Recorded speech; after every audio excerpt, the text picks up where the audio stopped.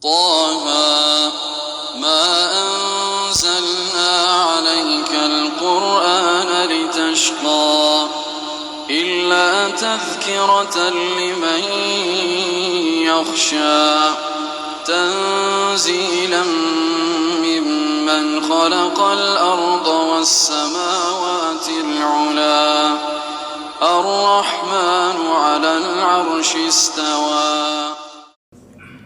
Alhamdulillahi rabbil alamin wa bihi nasta'inu ala umuri dunya waddin.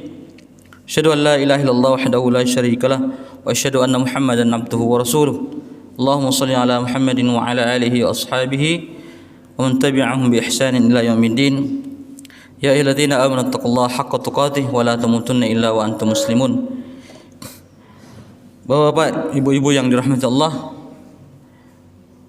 alhamdulillah kita panjatkan puji syukur kepada Allah Subhanahu wa taala atas segala nikmat yang diberikan kepada kita.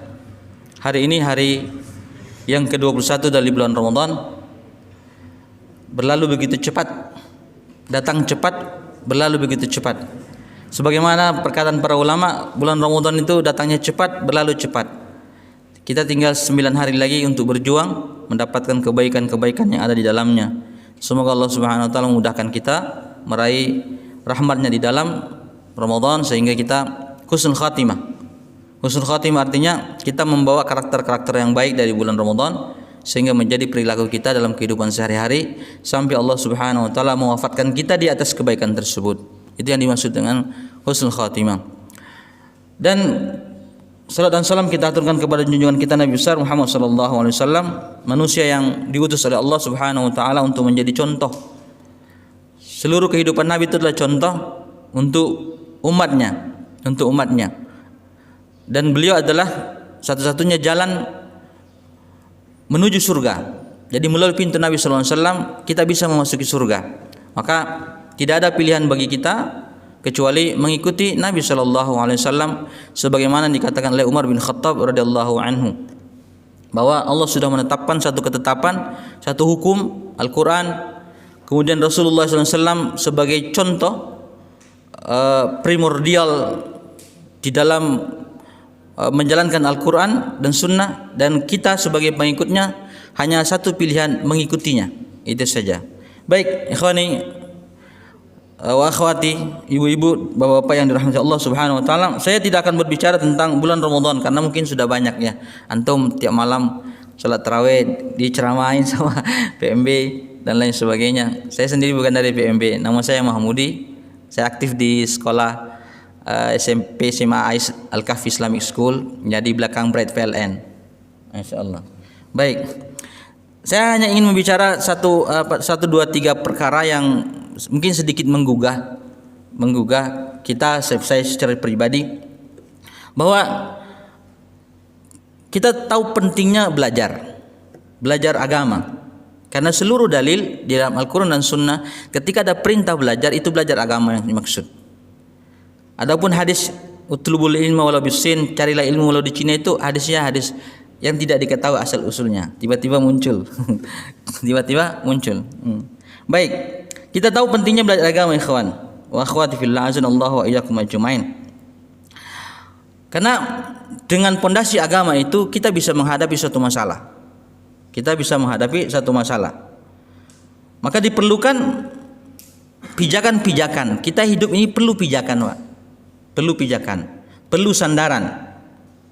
Dengan sandaran itu membimbing kita di dalam menghadapi segala permasalahan kehidupan.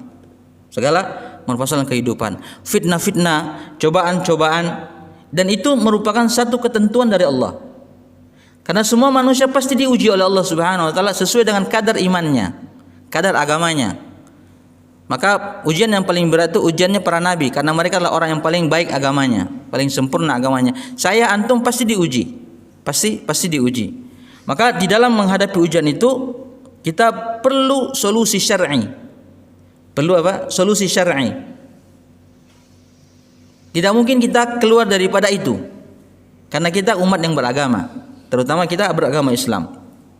Apalagi ada perintah kita, setiap permasalahan kita diperintahkan untuk mengembalikan kepada Al-Quran dan Sunnah. Kita kembalikan apa? Al-Quran. dan sunnah Rasulullah SAW. Maka para ulama itu membagi ilmu dua. Pertama, ilmu yang wajib. Ilmu yang wajib atau fardu ain. Setiap kita wajib menuntutnya. Itu tentu ilmu agama. Tentu ilmu agama. Yang kedua ada ilmu yang statusnya cukup diwakili satu orang atau dua orang. Nah, yang titik menjadi permasalahannya adalah fardu ain ini yang ingin saya bahas. Kita ketika masuk pada satu sisi ini, fardu ain ini, kita tidak ada uzur, tidak ada izin untuk kita jahil di dalamnya. Kita tidak boleh jahil. Jahil itu tidak tahu di dalam perkara ini. Perkara ini. Kenapa ikhwani fillah? Kenapa Bapak-bapak, ibu-ibu tidak boleh kita tidak tahu? Karena semua manusia itu, saya, antum, Bapak-bapak, ibu-ibu akan menghadapi tiga kondisi yang sama. Tiga kondisi yang sama. Tidak ada perbedaan di dalamnya. Mau itu muslim, mau itu ateis, mau itu non muslim, itunya sama. Apa kondisi pertama? Kondisi pertama kematian. I, you, we are all will be dead. Kita semua pasti akan mati. Cepat atau lambat kita mati. Dan pada hakikatnya kita berjalan menuju satu titik yang disebut dengan kematian.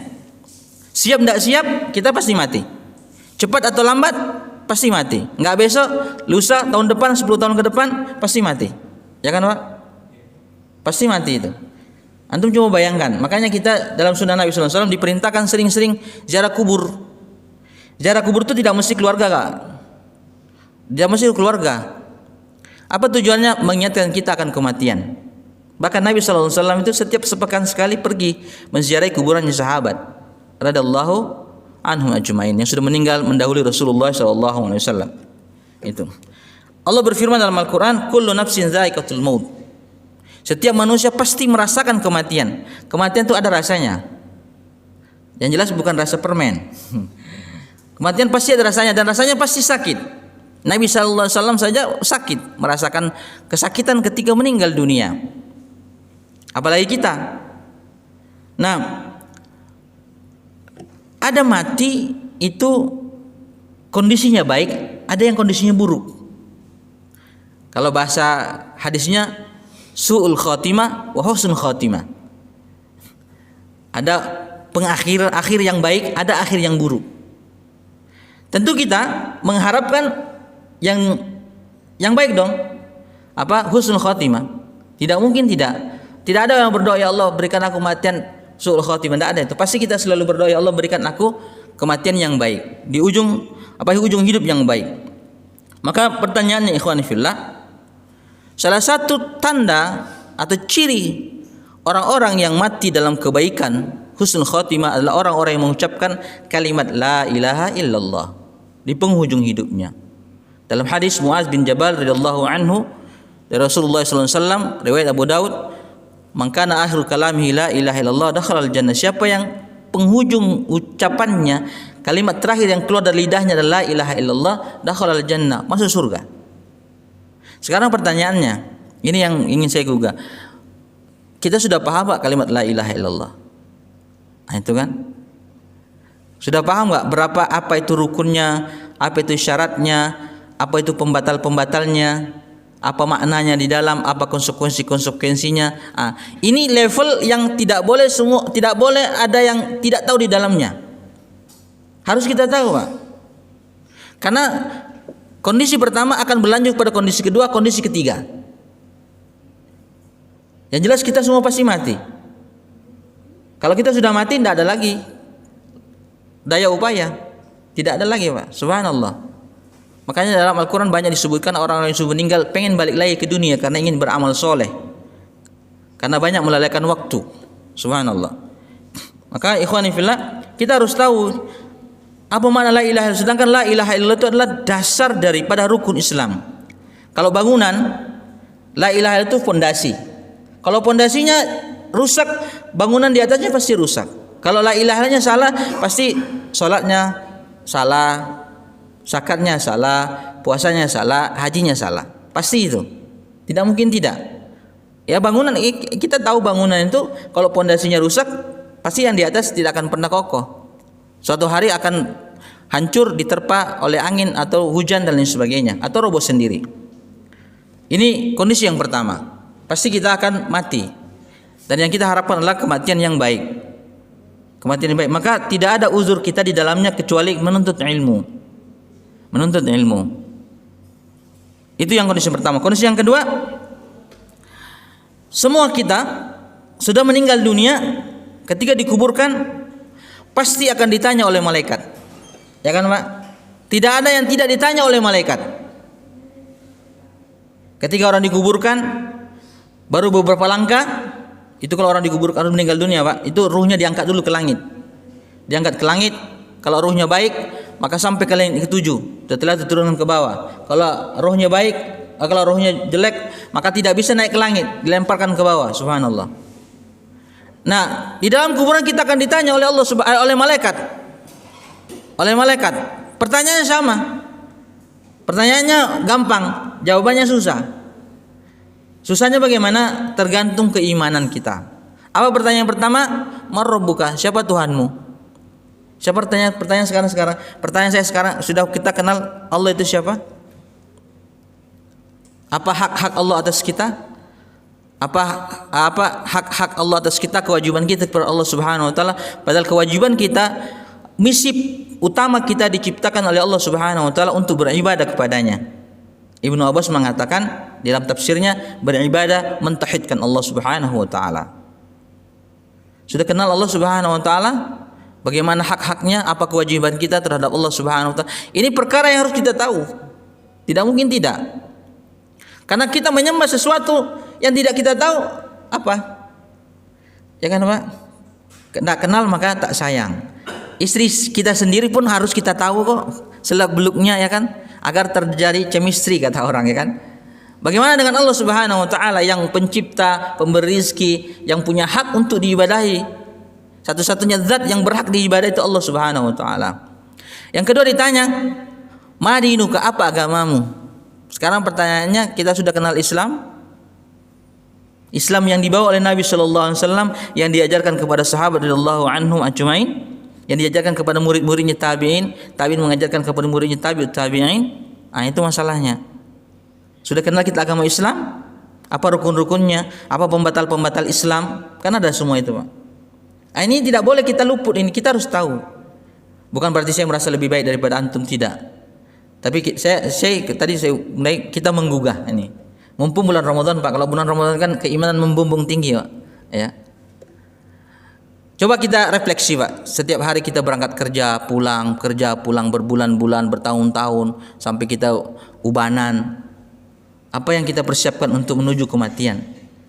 Ya kan, Pak? Tidak mungkin kita mati membawa segopok uang.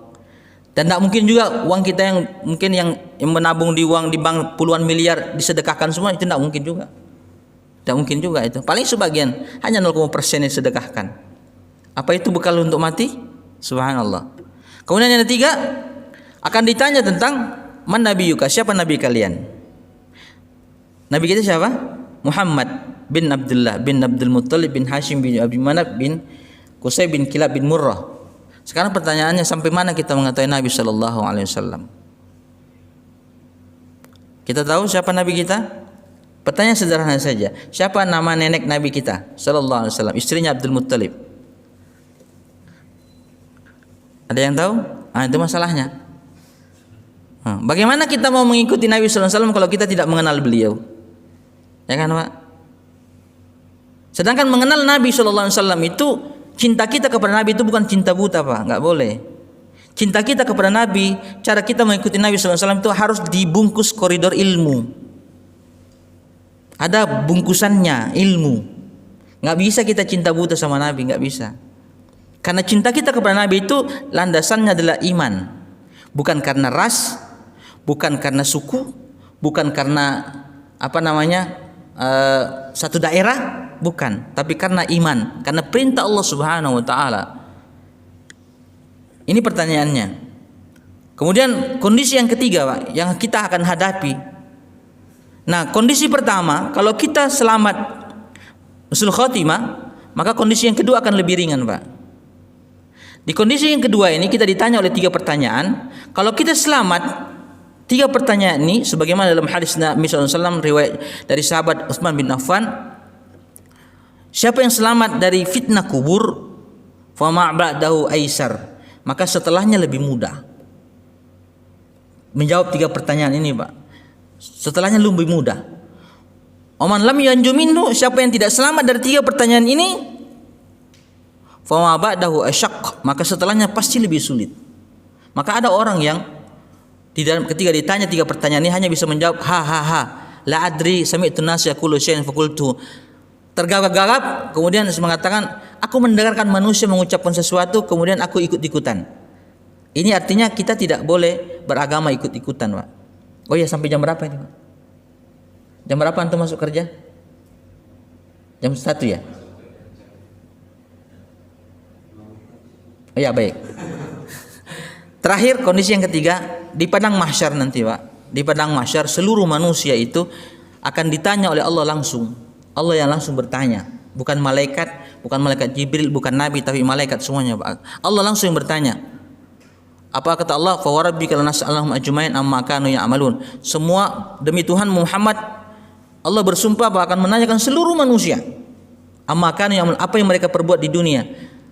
Para ulama menafsirkan ayat ini dua pertanyaan. Ditanya tentang apa yang mereka sembah.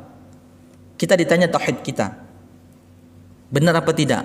Yang kedua, madza ajabul mursalin, bagaimana mereka menjawab dakwanya Nabi. Jadi tauhid kita, akidah kita akan ditanya oleh Allah Subhanahu wa taala secara langsung.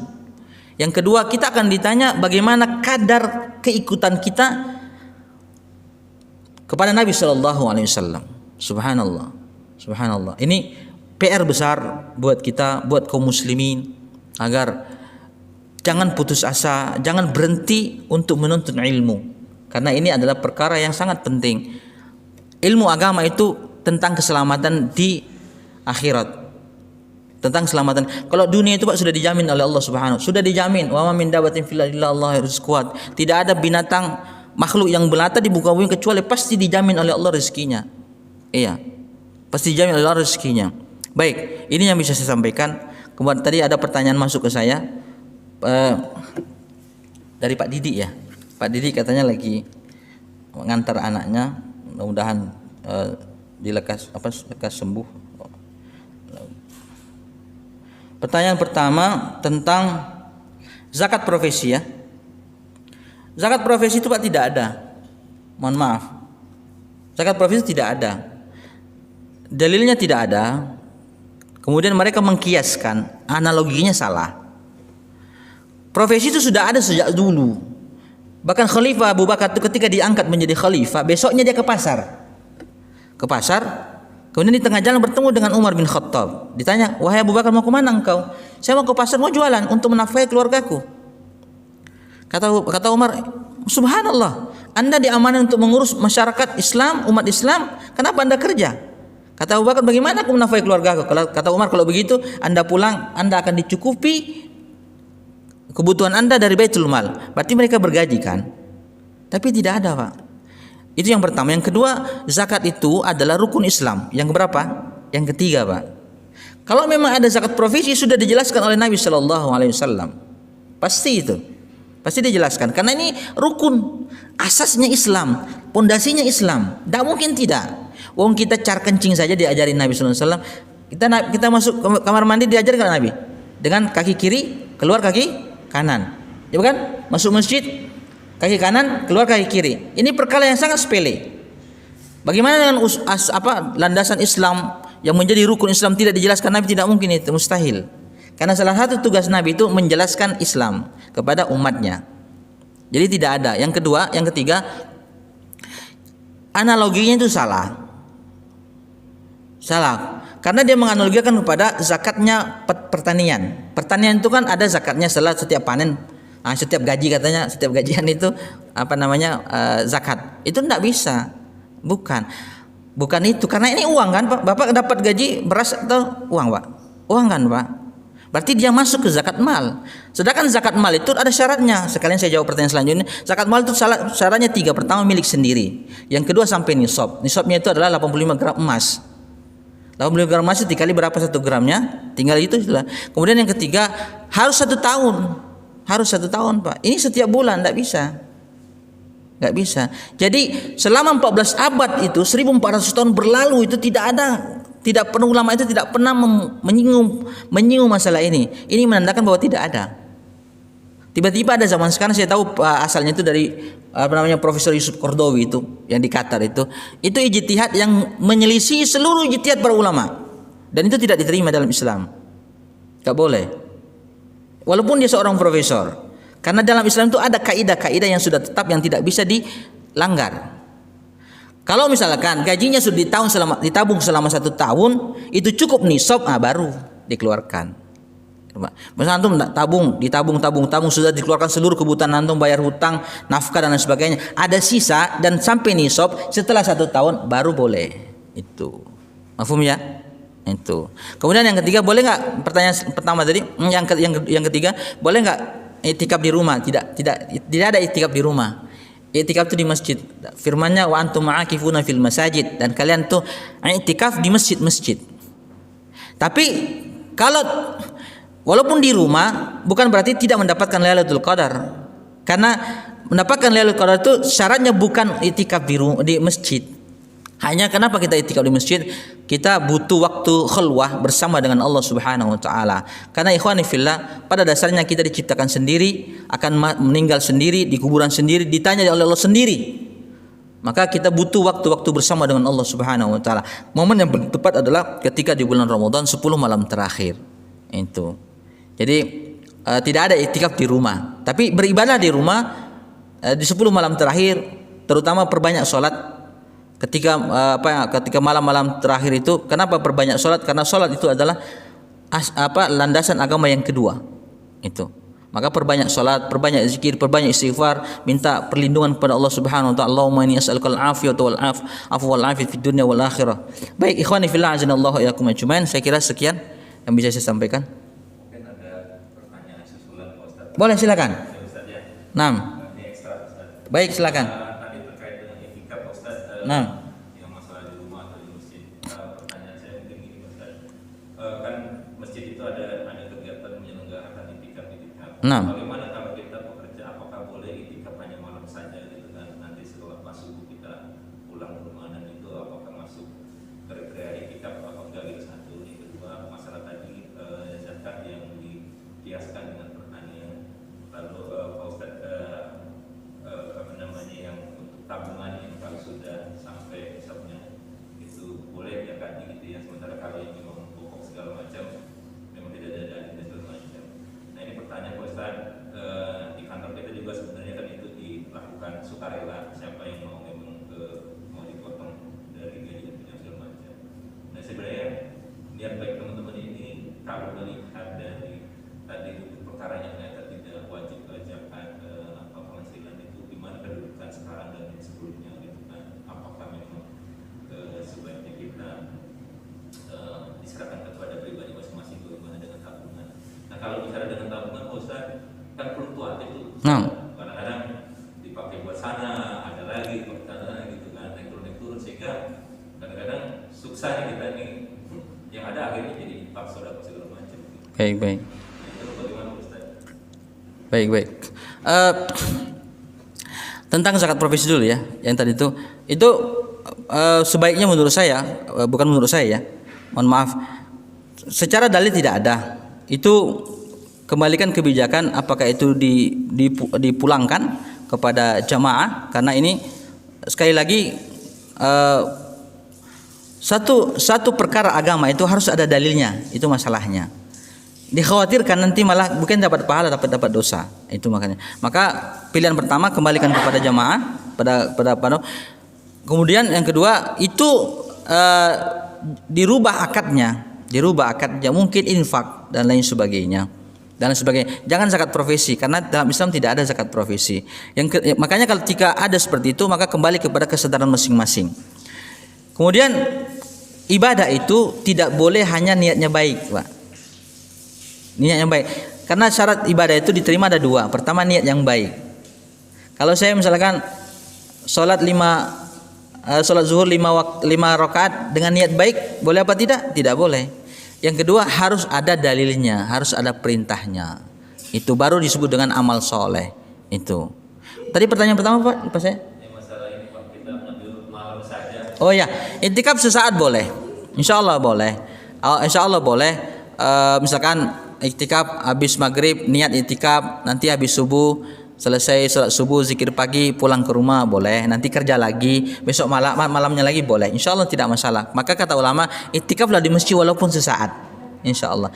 Ya walaupun sesaat. Ya paling baiknya ya 10 malam, 10 hari 10 malam. Tapi kita kan di dunia modern seperti ini agak sulit karena ada tuntunan-tuntunan kewajiban kita terhadap kantor, atasan dan lain sebagainya. Maka ambil yang kita bisa Pak. Insya Allah.